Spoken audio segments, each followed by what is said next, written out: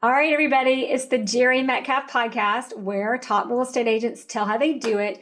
And we have back on the show 100 episodes later, Jessica Adams with One Sotheby's International Realty. Jessica, thanks for coming on.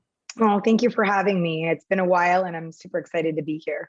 I know, it's good to see you, and a lot has happened. So for starters, today we're going to talk about, so I'm going to give everybody a quick, on the show you came on before, it was episode 167, and it was how to align with the right people at the right time. And the insights you have, you were in a team and you did, I think 60 million of 150 of the production, but you were on that team for, and that was in 1 year, but you were on that team for about 9 years. When we interviewed, you were already a top agent at One Sotheby's and in South Florida. You were in your first year of being an independent agent. Yes. And now, a couple of years later, you are well in excess of 100 million. You're at One Sotheby's International Realty, and you're number 6 in the company. And we're going to kind of pull this in, but you are the top woman in the company. And we're going to talk a little bit about the dynamics of the Miami market, who you are, how you've reinvented yourself, all that good stuff. So That being said, give us a refresher on all of that and like how and why in the world you got into business anyway, of being a real estate agent. Oh gosh, getting into the real estate industry was kind of an interesting story, but it's been about, I guess, over 10 years. So I've been in the industry for about almost close to 11 years now. I think you don't realize how much time passes so quickly. But I think people kind of look at, my production and what I've kind of accomplished. And I think that's the one thing that I tell people: have patience, because I think you think it's all going to happen so quickly, but really, you really have to build your book of business and you really have to kind of establish who you are in the industry to really accomplish a lot of your goals. For me, I was an occupational therapist. I was completely in a different field. I had my master's, my doctorate. I worked faculty at the University of Miami. And I was just approached to enter the industry. And that's how I ended up on my initial team, was that he brought me into the industry and was my mentor, taught me everything I know. And I really tell people, I think that's the best way to do it initially, because I think there's so many questions and every deal is so different that it's so vital to have that person you can turn to. And I think as you grow, you have that mentor. Obviously, I believe in coaching. I believe in like all of the other things. There has to be other people in your life pushing you to the next level. And I believe that in everything. I mean, I have a personal trainer, I have my business coach, I have all these different people that really, my husband, who's an amazing support. Without him, I couldn't be where I am today, of course. And I think that it's really important to have the people around you, and with One and the brand and the whole thing. I think it all aligns if you do it right, but you just have to find what works for you.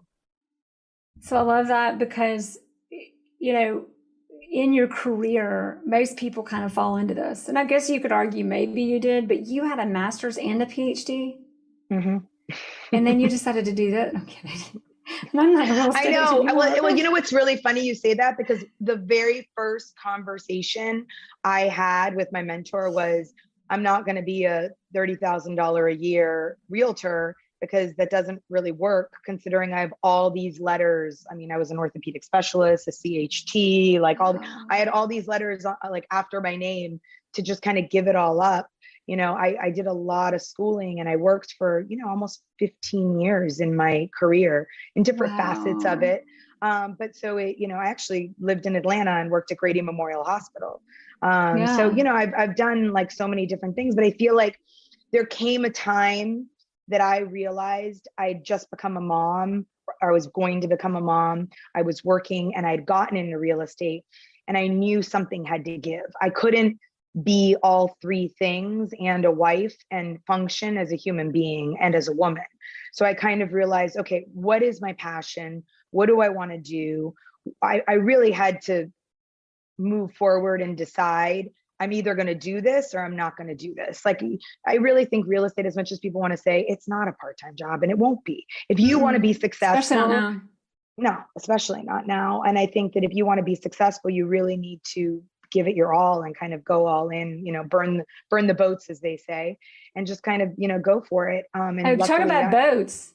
you burned the boats. I mean, the boats you were burning, like you said, the letters after your name, but you went, how did you know? Like, how did you know that you wanted to take this risk? I mean, you told us a little bit about mom, woman, but really it's still such a huge risk. How did you know, and how did you like pull the trigger?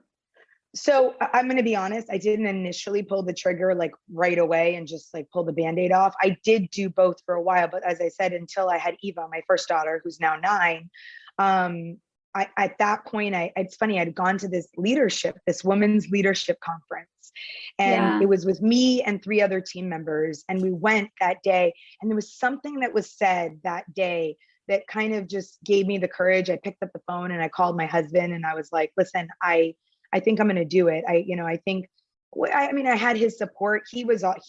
Listen, between he and my old mentor, like they saw something in me that I don't even think that I personally saw in myself until a little bit later, when I really kind of understood the drive and my passion for it. Like, I don't know, I love it. Like, I really do feel myself like a matchmaker when it comes to like houses and people.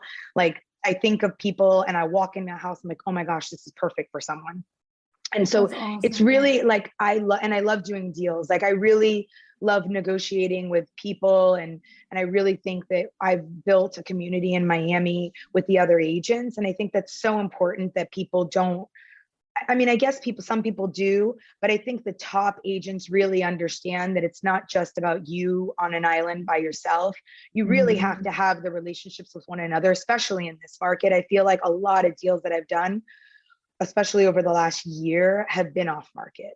And I think that if you have a reputation of doing right by your clients, getting the deal done, being, I'm tough. I'm not an easy negotiator. Like, I don't, just let everybody walk all over me. Quite the opposite. I really feel like I fight for my clients and what they need and that comes down want. to respect. Yeah, just in the right way. I think it's just the way you deliver, everything. Like, I think of myself as someone that really kind of, I wear my heart on my sleeve. I definitely tell people how it is. And I think sometimes women are perceived as, the bad word when they do that, but I really the B word, think that, right? yeah, the B word. Right. I do. And listen, and we can say bitch, but okay. Yeah, we can say that. We're not on the radio, so anyway. Yeah, but yeah, like, listen, I think I always joke because someone's like, oh, you should totally be on reality TV. I'm like, oh no, I would totally be perceived as the bitch of the show, like 1,000%. And it's not. I just think that as I talk to you, I think that there's a lot of portions of our industry here that are very like male dominated, that I definitely know that sometimes I'm in a room and I may be the only female negotiating. I'm dealing with a lot of corporate individuals. I'm dealing with a lot of, high net worth individuals. I'm dealing with people with family offices, with all these different things that you really have to kind of know your stuff. And I really pride myself in making sure that I know what I'm talking about before I sit down and have a conversation. If I'm going to convince someone to do something, I better have some good data and understand my market. And that's my one big thing too. I'm huge about staying in my niche. I know people have their farming areas, and I truly am one of those people. I really believe that you have to know what you're selling. You have to live what you're selling. You have to understand all of the facets. I really help a lot of people with kids. Being a mom, knowing all the private schools, the public schools, understanding, the different age groups and kind of what people are looking for. Because I feel like as a real estate agent, you're not just finding a home, you're finding a lifestyle. So true. So here's what I hear is in your business, number one, you've been patient, but not passive. It's the 3 Ps. Number 2, it's all about the people, and patient, but passionate. And it's all for you. It's all about people relationships. That's the thing that keeps coming out. And in those people and relationships that you're working with, having competence, like knowledge and competence, like the fact that you got the letters behind your name, the PhD, the master's, all that good stuff. And then you completely started over and got into this business. So a couple of avenues to go into this. I want to talk about the woman thing. Also though, like getting to know you a little better as we go into this. You started, so many people come into this. I feel like there's a lot of push for people to not be on a team. You started on a team, And then, or maybe there's not push for people not being a team. Maybe there's agents that just want to come in and do it on their own first. You have a lot of experience on that team, how those things were run. And then we talked a little bit about offline about reinventing yourself and what that looks like and where you are now. And I think being a woman in this industry, in our industry, it's like we dominate. In Miami, there's a few dynamics that are a little tougher, I think, in your market. Tell us about all of that. So I think that, coming into the industry and being on a team, I think obviously you get that sort of structure, right? And I think the main part of this industry is kind of learning what works for you. And I think everybody kind of thinks, oh, okay, it has to be cold calling. It has to be you join a team. It has to be, this and that. And I think for me, it took several years to really, even on my own, I think that when I left the team, I had to reinvent myself. I had to understand, where is my business coming from? Where do I want to focus my business coming from? And then how do I move forward with that piece of the puzzle to increase my volume, increase my transactions, and do all those things? And also balancing being a mom, being a wife, and understanding that I don't want to sacrifice, those times and those things. My daughters are 9 and 6 years old. I don't want to miss that time with them. And I had an amazing conversation with one of my colleagues recently. We were actually at the One Summit and we were standing in the back and we kind of said, for me, I'm truly grateful for being able to say that I produced 100 million this year. But I think the key focus for me was I didn't just produce that. I actually had an amazing year. I spent time with my family. I got to take the trips I wanted to do. I got to spend time with my husband. Wow. I got to, focus time on like me getting myself in shape, I was able to kind of do all of those things along with producing the 100 million. So I think there's a caveat in that. You know what I mean? What is it? Yeah. How do you do 100 million and have all that? That's pretty amazing.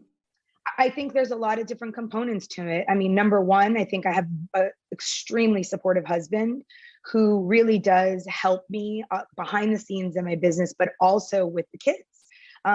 Helps me, if I have to go to a listing presentation and I have to scoot out or I have to do something or I have a client coming into town, like he definitely helps at home, like beyond, I'm extremely grateful for that. Because I think he has the flexibility in his career and where he's at that he's able to do that. Additionally, I think that leaving a team and kind of coming from a structure where it was just a bunch of agents, I thought that's what I needed to do. Okay. I thought, okay, well, I'm just going to have this agent underneath me and this agent underneath me.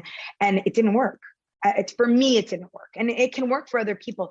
I realized that unfortunately, I am not a good mentor. I don't know that I have the patience to deal with learning how to do the contract and walking someone through all of those like minutia. And for me, it makes me lose my focus on what I love, which is the negotiation and getting the business and all of that.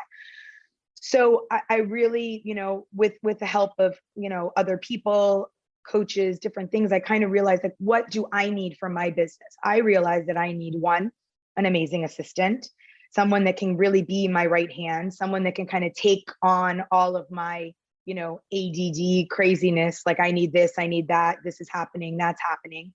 That kind of crazy, someone to help me with showings and appraisals and, pulling comps and doing stuff like that, getting me ready for my best self.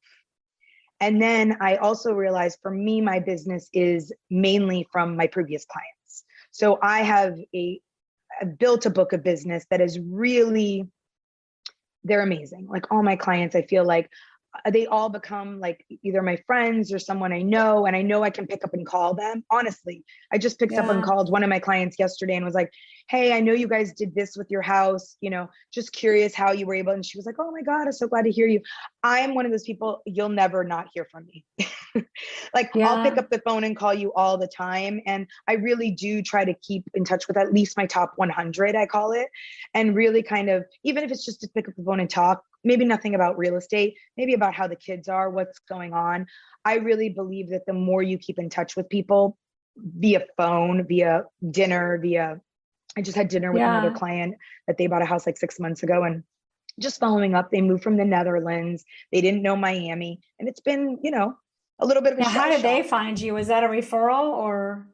Yes, it was a referral from one of my old clients, and he's moving his entire business here. So we had a really candid conversation about their family office, and they're having like 7 more employees moving in, and he's obviously going to refer me business. And I feel like that's my forte. Like I'm very good at, I don't think it's about, I do think you have to ask for the business. I did. I point blank asked for the business last night, but I think there's also a way of doing it where it's not, putting someone on the spot. Listen, I totally understand when people are like, oh, my mom's a realtor, my sister's a realtor, I have to work with them. Of course, but I can be a resource. And this is what I tell people all the time. Like maybe your sister or mother or brother doesn't have, all the connections I have. Maybe I have something off market that I can bring to them and include them in the deal. I think there's ways that you have to understand that you're not going to get every single client and you're not going to be the number one for everybody, but it doesn't mean that you can't be a resource. I love that. So summing it up, it's like, here's the question. How'd you do 100 million? And what I'm hearing is it's your support. It's your support at home and it's your support at work and having the right assistant. And in having the right assistant, it's your focus. Focus on what I love and know what I'm good at and have the support to reinforce that. So support, focus, and then making it a part of who you are. Yeah. I mean, it has to be consistent. You have to be consistent. Yeah. I mean, and that's the other thing. Like, I feel like I never was, listen, the one thing I can't do is cold call. For me, exactly. I never got into that. It was never something that I just felt like for me, the one relationship, I feel like I could have built on that one relationship. And that's kind of what I did. And then always staying consistent with keeping in touch with people. And that's, I also brought on a concierge person for that reason, being able to know, follow up, birthdays, individual events. A lot of my clients have kids that are going to college, remembering those details, like sending them a little package from one of my clients, their daughter just got accepted to Dartmouth. That's a huge accomplishment. So sending them a little something, just like as proud parents to know that they're now wearing like Dartmouth logos. Do you just listen for that, or do you have an assistant that helps keep you have an assistant, but does your assistant help keep up with that, or no? So a couple things. So I have a back end. We created a whole system of everything. So listen, I wish I could take credit for that, but my husband created that. And that's like another project that we're thinking about, working on. I always have like different things that I want to be working on. Like I think the thing about me is I always feel like I'm growing. And I think that's how I've evolved into certain things. Like, okay, great. I produced 100 million. Do I feel like I need to produce more? For me, I don't think so. Like, I'm happy where I am. If the conversation that I had with my coworker that day was the difference between like 100 and 130 million isn't going to change my life on money. It's about my quality of life. And if my quality of life is good at where I'm at, I'm content with that. I'm happy with that. But it doesn't mean that I'm not trying to find other avenues to do different things. So one of the things that me and my husband decided to do recently is we're now doing projects ourselves. So my husband's an architect. I love the design process. We built our own personal home. We did a lot of that stuff together, and we really enjoyed it. And we're very good yin to yang, because I feel like sometimes architects, they live in a bubble that they don't see what other people see. And you know how we see so many houses and you hear the flaws over and over and over again. So I feel like the both of us in the design of different things really kind of come together. We're very good at that. So I'm one of his difficult clients. But no, it really is nice. So now we're doing our first, like, kind of, I guess, fix and flip, where we want to be, I don't know, the next like Chip and Joanna Gaines. I don't know, not really, but I don't know that I don't want to leave real estate at all, but just different outlets, creative outlets, different things that you're passionate about, right? Like, I think that, sometimes you need to find things that you're passionate about. Like, of course, I'm passionate about my daughters. Of course, I'm passionate about like different things in the community, but I also like creative things that really kind of show different characteristics about yourself. And I think that's kind of what real estate gives me in that sense, the be able to look at different things in different perspectives, which is really nice. And I always think outside of the box. Like, I think some people think, deals are very linear. For me, they're not. Like, I think every deal is so different, and how you structure it and what you do and all of those things, and really not taking no for an answer. Like, let's be honest. Right. I don't want to, but like to capture that, everybody listening, like don't like listen to that for all of us. Like deals are not linear. They're not transactions. It's like this, like there's so many layers of opportunities in your interactions. You gave a great example of a referral to a client who's moving a family office into Miami, who is a huge source of business or could be. And you said, don't be afraid. So again, I want to repeat the 3 key things are patience, people, and passion. In that, a few of the things you said you do is it's all about keeping in touch, making it a part of who you are. And then it was asking for the business, but it's not just asking for the business, it's seeing the opportunities that are in it for you and the people that, and also first and foremost, what's in it for the people working with you. And that's what keeps coming back to light here. And then you just repeated it again, is growing and being creative, but being that and tapping into these opportunities that you're seeing. Like you talked for a minute on a back end system with your husband for gifting. I want to hear more about that. So it's everything. So he created it. So I created it. He created it, but he basically did a brain dump from my brain and was like, everything that I know about transactions, we have our marketing in that, we have our transactions, we have all of our, contracts. It's also used, to hold all the storage. It's also about the clients. It also so this is software we're talking about. Yeah. Okay. Yeah. And it sends reminders and it sends everything. So it's really good. And it's not something like on the open market. It was physically something that he created, which is something which is another passion. Is he like is he a programmer or? No, he's just really smart. I don't know. Kind of, he created it. And it made me organize. Like one of my flaws, and I know is, as most agents, I'm very ADD and I'm very kind of all over the place. But you got to find your focus. Yeah. But you got to find your focus and you got to find what works for you. And I think for me, I realized okay, I remember all these things, but am I really going to remember hundreds of clients and where everything is all the time? When's their purchase anniversary? No, you can't.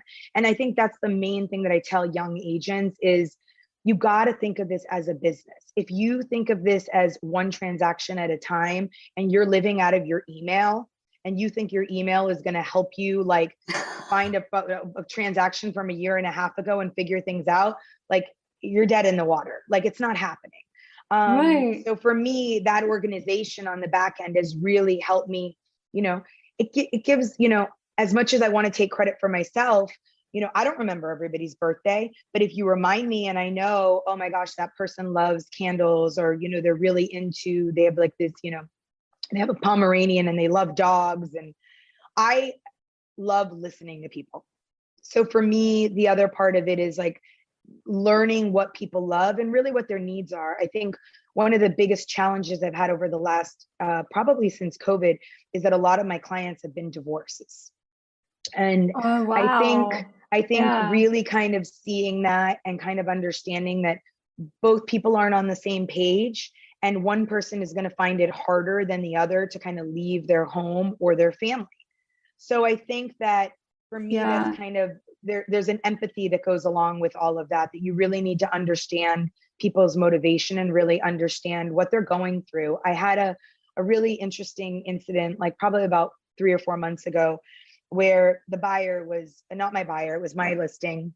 They were going through a divorce and she was really struggling, and I could see it. And that day it was the final walkthrough, and she came because she had to get something from the house. And the buyer was kind of super intense about little tiny details and kind of just really taking it to the next level. And I just asked the buyer, I'm like, can you do me a favor? I'm like, can you just give us a second? Just, we'll finish the walkthrough. But I went upstairs with her and I was like, listen, just take 5 minutes, just say goodbye to your house. Just say goodbye, let it go, and just know that this house brought you your children, your marriage, and you're moving on to the next step in I'm getting emotional, the next step in your life, and it's sometimes not where people want to be. Sometimes home sales isn't oh, we're married and we're having a baby and all this. Sometimes it's hard stuff. Sometimes, I'm dealing with one right now. Her dad has Alzheimer's. and she's taking care of, and I took care of everything. I said to her, I'm like, listen, you're up north. I got it.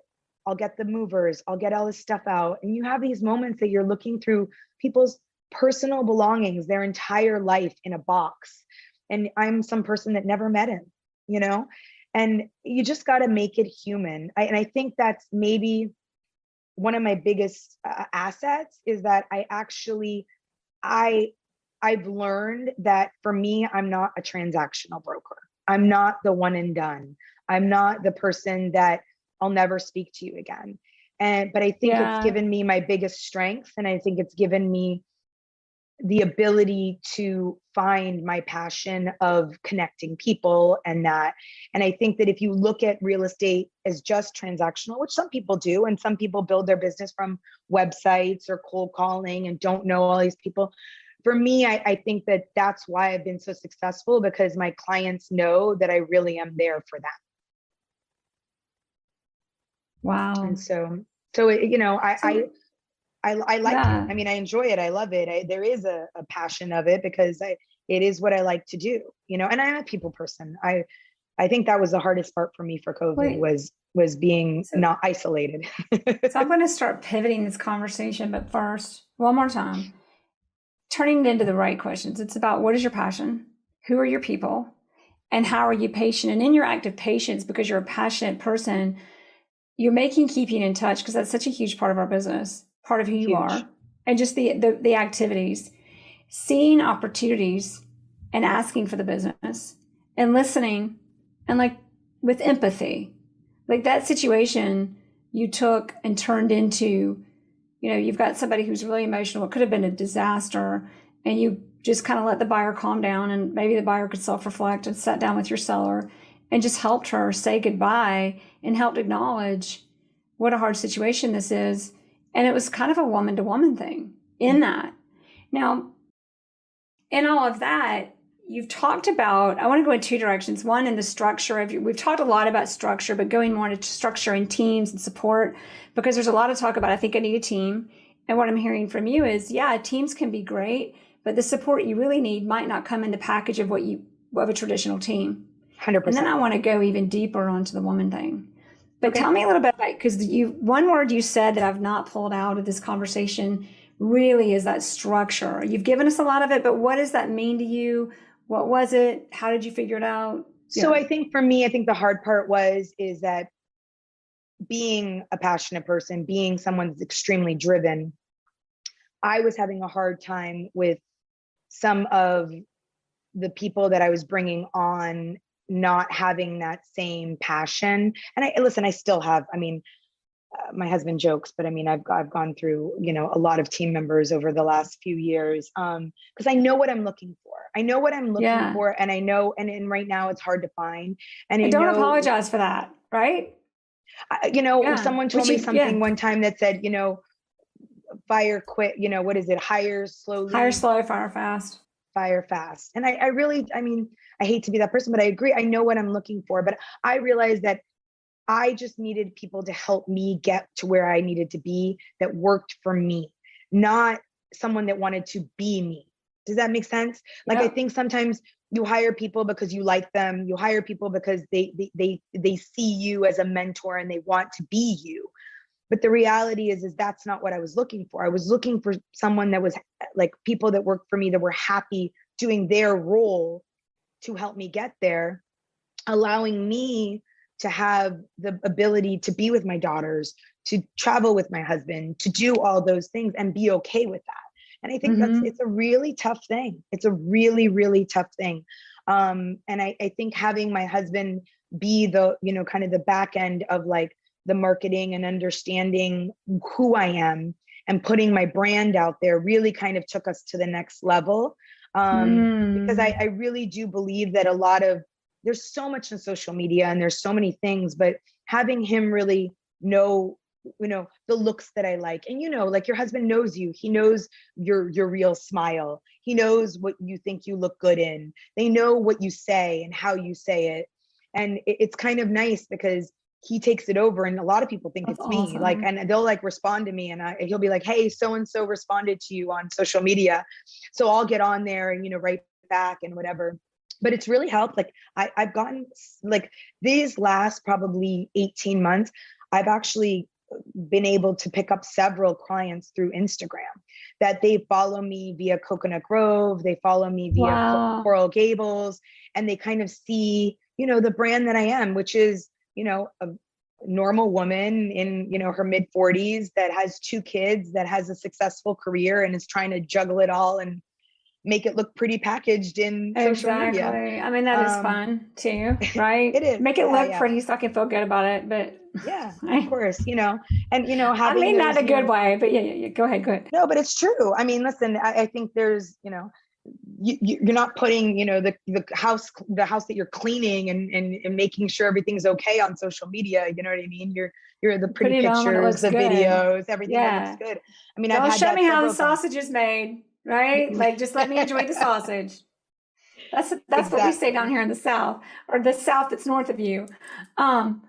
Keeping in touch, seeing opportunities, asking for the business, and keeping in touch and knowing who you are, listening with empathy. And then the last one you had said earlier, and you're saying again, is it's all about focusing. And in focusing, it's your marketing and your actions and getting those things aligned, which actually is bringing us back into the conversation of structure.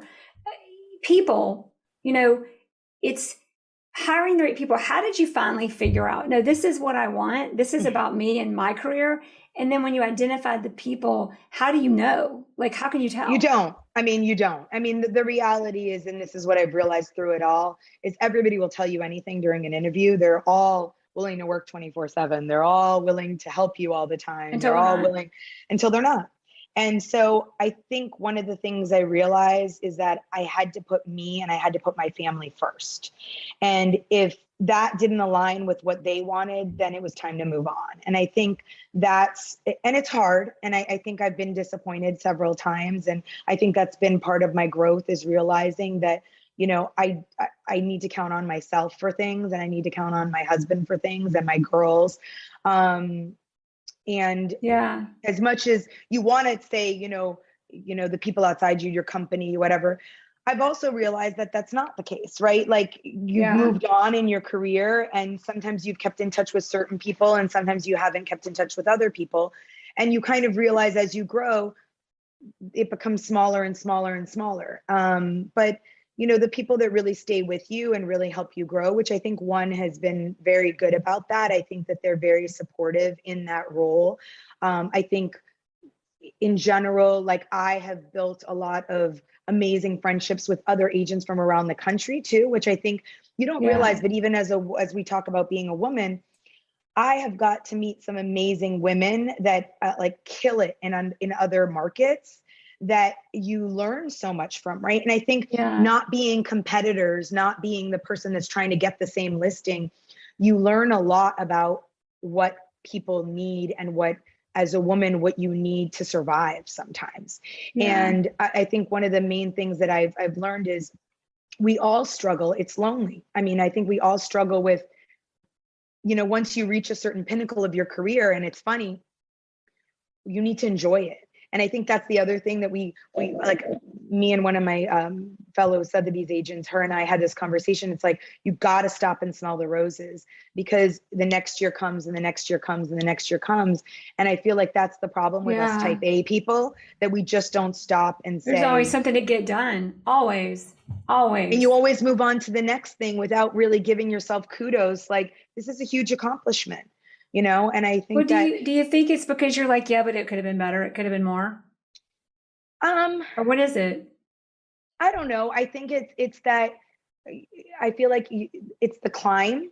I think, like, I'm one of those people too. Like, I think it's like you make it to the top, but it's like, okay, now I got to go on the way down. Like, I just feel like you're always thinking about the step ahead. I think I really do like hiking, because I feel like you're only focused on one step at a time on the way.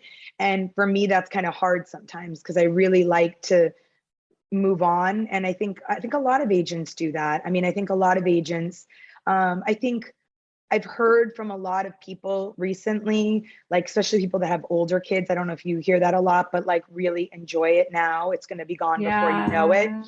And I feel like people said that to me when the girls were babies and you didn't really pay attention because you're so in the the days thick are of it. really long. Really long. Yeah. And so now I feel like we're in a really good spot where I get to enjoy them. They're like little amazing women. Like they're, they have these personalities and this and that. And I want to be there. I want to be part of that. And I want them to know that, listen, mommy has an amazing career. They know who I am. They joke because they say every party we go to, mommy sold the house and we're in some, but they're really cute. I mean, but they know, they get it. They understand that it's something that I love to do. And I feel like that's an important thing for women in their careers too. Like, don't feel guilty for loving something additionally to your children. It's not an and or, right? It's not, right? Because I feel like you know that when you have two kids, you love them both. And you don't say, oh my God, I have to pick one or the other. I don't feel like women have to pick one or the other. I feel like you can do both. And listen, sometimes one is more priority and the other one isn't. And sometimes, you got to maneuver it. It's a major seesaw. But I feel like a lot of women feel guilty for which being is interesting passionate about if you their really life. Stop. I think it comes from the past of the structure of mom being at home. Is we didn't have the resources we have today. It was a matter of survival. Today, survival is a very different thing. And that's 100%. What we forget. We're coping with things when we know what we're going to eat. We have so many choices. What is that? What we're going to cope with now? No. And what's interesting, a perspective somebody gave me recently, because I've always been a little frustrated with why are we women the ones always feeling guilty about stuff? And that one brings a perspective of, the nature of how this evolved in the first place helps. And then the other thing is you think about it, like how many years, for how many generations have men been the providers and built up these intuitive, natural, support systems, because that's what eventually it evolves, that's how you survive. And women haven't been doing that for generations. I think you got to realize, and this is what it's taken me a long time too, is you have to focus on what you're good at. You need to let go of everything else and find the people to help that happen. Because you can't be everywhere at once. You can't answer every single phone call. You can't take every single deal. You can't, be writing the contract and doing this and you can't do everything. So my focus was pick what you love. If that's what you love to do, then find other resources, whether automated, whether support staff, whether family, whatever it is. Like, listen, Jason and I don't have our parents, neither one of our parents live here, right? It's not like they can just go to grandma and grandpa, every Thursday night. But we make it a point every Friday night to have date night. And we have it set up where that is our time. You have to, if you don't focus on what you want, and I think that that's the problem with not knowing what you want. If you don't focus on what you want, how are you going to get it? And I think it really does matter where you focus on is what you will achieve. And if you're focusing on, I can't do this, or it's too hard, or I don't have time, that is what's going to happen. The reality is I am better when I'm busier than I am when I'm not. And something else you said, if you focus on, I can't, I'm too busy, that is what will happen. But the other thing is focus on what you want. And if you don't focus on what you want, people will pull your focus onto what they want. Yep. And then where will you be? Reacting. Yeah. Not creating the life you want because you don't know what it is in the first place. I think that's the other part. I hate to be that person, but I think that women have a really hard time of setting boundaries. And really women have a hard time, and this is a generalization, and I just, from what I see, we also have a hard time asking for what we need. And I think that if you don't ask for it, like in business, if you don't ask for the business, you can't assume that you're going to get it. So if you don't say you need help with whatever you need help with, no one's going to read your mind and understand that that's what you need help with. And I feel like that's my structure with my business. If I'm in a negotiation, this is what my client needs, this is what I need, and this is what you need. How do we get it done? Right. And I think when you have the pieces of the puzzle, that's how you create deals. That's how you create momentum. I also think it's momentum and confidence and all the different things that, when you're in flow, you really kind of get things going. Last year I was in flow. I mean, that's just the reality of it. Things just, certain things happen that needed to happen to get me to that milestone. Right. And I get think inflow. Yeah. you do. What, what does it mean? Inflow? Like, because over 100 million and being in flow in the year, it's almost like you would assume that to break 100 million, you'd have to just kind of like get there and then figure out the flow. But you got in flow to get there. Yeah, I think the year before was I got lucky. I mean, I know people thought COVID was a bad thing, but listen, I think COVID made me in my business analyze the back end. And it really gave me time to really say, okay, this has to all be in place for me to be on the front end and be able to have everything behind the scenes organized. You know, I took time, revamp my database, prioritize keeping people, doing the deals, getting in touch with people. You know, I wasn't just, sitting at home, you know, with the kids. I mean, obviously I was sitting at home with the kids, but using that time, for other things, you know, proactive. Maybe it wasn't transactional, you know, for a little while. I will say we got lucky in Miami in that we opened up very, very soon. So, you know, the deals did start coming so quickly that they made our head spin in 2021. But yeah, you know, I think that you have to use the time that you have down to do other things. So when the next wave comes, because we are very cyclical, right? We're getting into another cycle right now. And I think that if you just sit back and think that it's all just going to come when the craziness happens again, you're missing great opportunities to really better yourself, you know, as a person. You know, I use downtimes to get better physically fit. I use downtimes to spend time with my family. I've learned now, which has been hard for me, this is one of my vices, is being okay with being slow, being okay with those downtimes, being okay to know that that's not the end of the world. The world isn't coming to an end. Your business isn't falling apart. Use that time to kind of reinvent yourself, do new things, try other things. And then when it gets busy again, you know, sometimes you're hit with a ton of bricks and you got to be ready for it. And I think if you're not prepared, you won't be ready for it. Treating your business like a business and remembering work on your business. There's it's like being a real estate agent isn't a lot of listing appointments and then just waiting to get the job. Being a real estate agent is creating opportunities and serving people, understanding what they need and how to bring it and how to show up for them so that you make things happen. And you're creating the opportunities. Yes, they're not going to buy a house if they don't need it. Actually, they might. So never mind. But it's knowing the market. Back to the things you said. It's back to the things you said, actually, which you said the 3 Ps. I'm usually not quite this repetitive, but I love how you've kind of like, it's all becoming concise is patience, people, and passion. And in that, keep in touch, make that part of who you are, see opportunities, look for and see opportunities and ask for the business. Don't be afraid. Find that opportunity, ask for the business the way that serves them, listen with empathy and keep your focus and know what you want. If you don't know what you want, somebody else will decide it for you. Yeah. And you'll go right back to reactive rather than proactive, which is where we're come to now, is work on your business, you know, not just in it.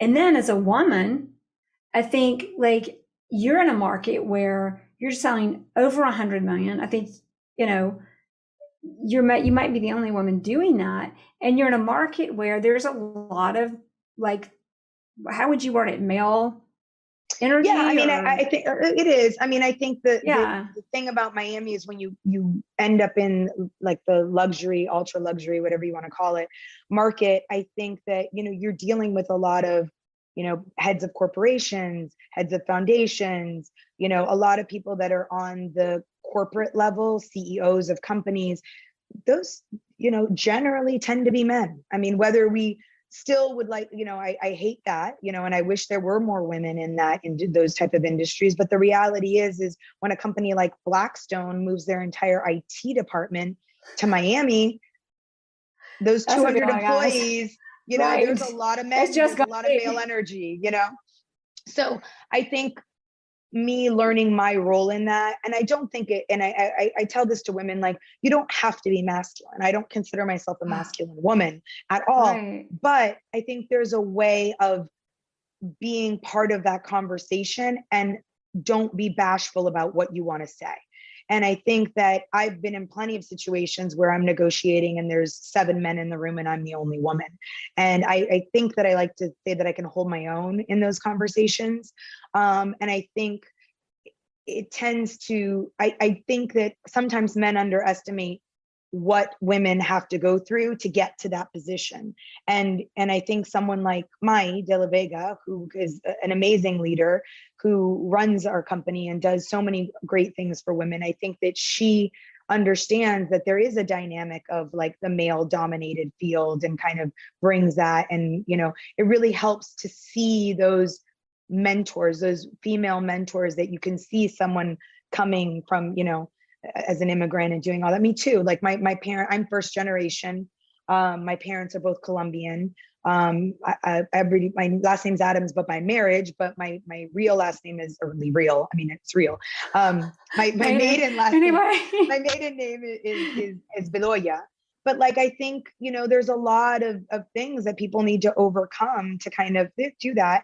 And I think one of the things for women is understanding that you can have a seat at the table too, right? Yeah. You can be a part of that. You have a lot to bring to the table. And you have a lot to bring, and a totally different, and I think in residential especially.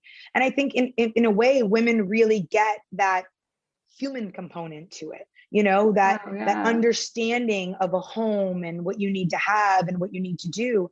I like that. I mean, I think that I have a good understanding of sitting in a room of males or sitting in a group of females and the difference between the two, and how do we bridge those people together? Because I think that's the important part.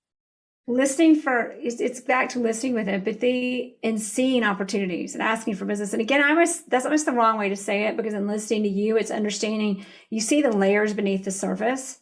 And in seeing that, understanding asking for business is also offering opportunity. Like, we bring so much to the table. It's not like I'm here hoping to win, hoping something's going to come my way. No, I'm here to be with a lot to offer, to make bigger, better things happen for people. That makes bigger things happen, better things happen for you. Yeah, I know. And I think I have clients that I've gone to them and said, listen, I think this is the time to sell. If you guys are interested, you can bring this to the table.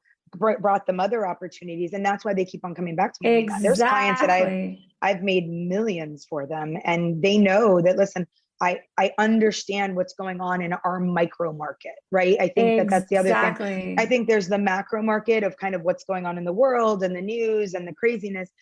And then you really need to understand here and what's going on here. I tell that to people all the time about Miami. You guys see Miami as this like metropolitan area, but there really are certain areas that are small, that are, Coconut Grove only has 3,000 homes. 3,000 homes is not a lot to try to bring several multi-million-dollar people coming into the city and looking for this particular type of home, right? Yeah. But if you can find that needle in the haystack and you can bring them those opportunities. I just put a deal together for a client of mine that they were looking for 2 years, probably like a year and a half on their own. And I brought them an opportunity off market. And he was like, how did you find this? I was like, sometimes things get brought to me. Your market. I listen and I know it. And people know that I have good buyers. So they'll call me. I actually put a deal together with one of my fellow One Sir women at the F1. We were at F1 on Friday afternoon. Okay, well, now tell everybody what F1 is. F1 is the car race. So it's the brand. Formula One. I call it Formula One. F1. Same thing. It is F1, right? So Formula One came for the first time to Miami, which was a huge coup for Miami to get, and now they're going to be annually here. But One Sir invited some of us ladies to go on Friday afternoon, and we went. And one of my coworkers told me, she's like, I have an amazing deal in Coconut Grove for a piece of land. Do you have a buyer? And I was like, yes, don't put it on the market.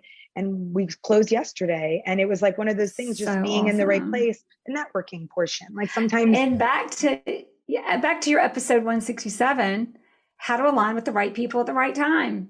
Exactly. Everybody wants to listen to that one. Yeah, exactly. But between now and then, you've more than doubled your production. So it's cool to see you. Okay, so now I want to ask you one more question, and then we've got to do the final three. Okay. So we talked a little bit about, and I think you've kind of given us, but anything else about,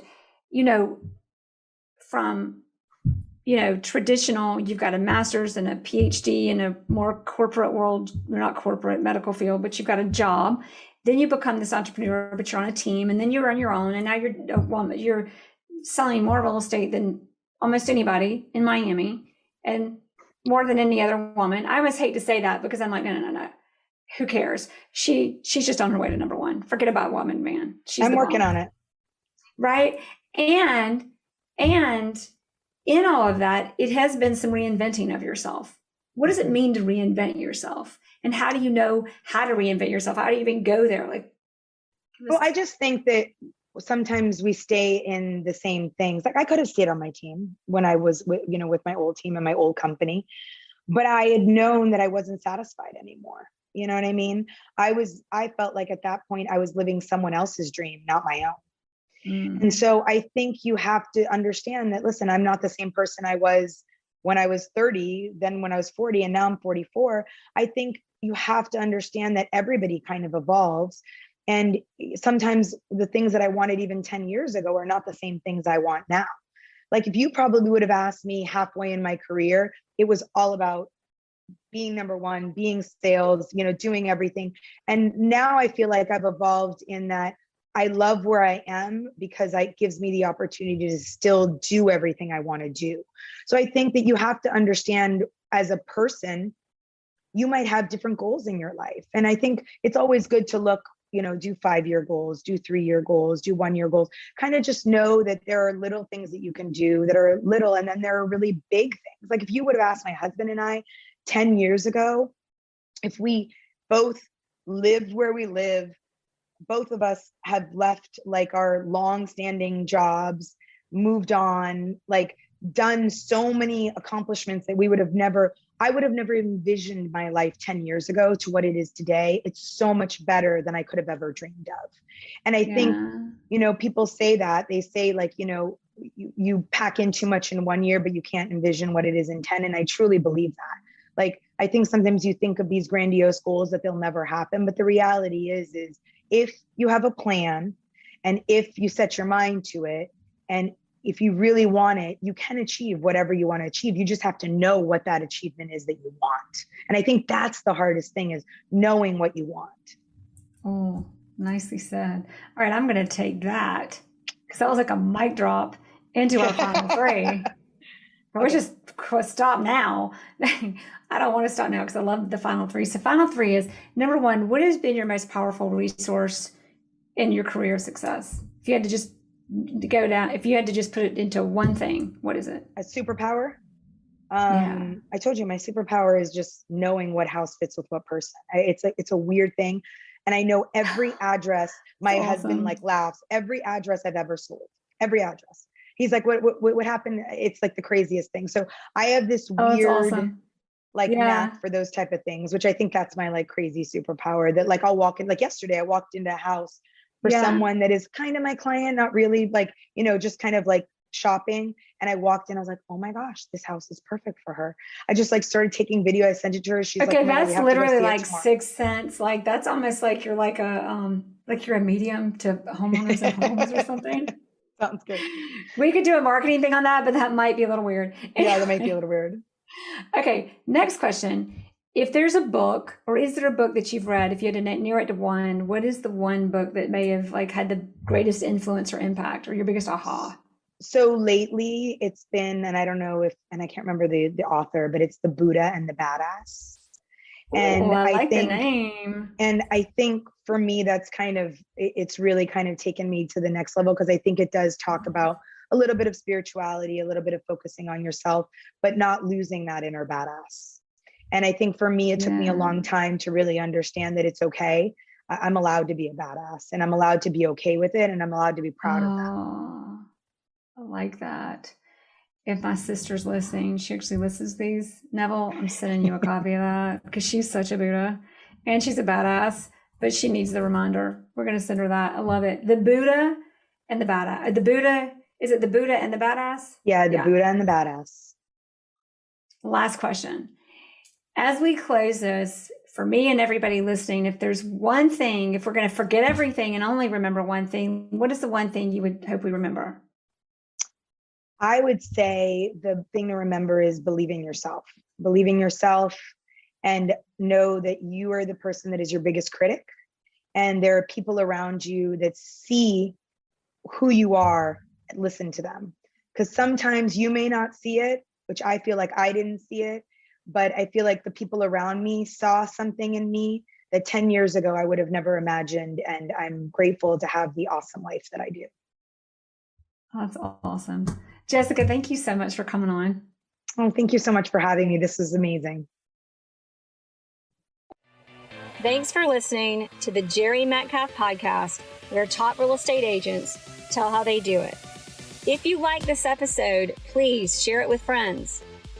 To find more episodes, search Jere Metcalf Podcast on any platform for podcasts, or go to JereMetcalfPodcast.com. That's JereMetcalf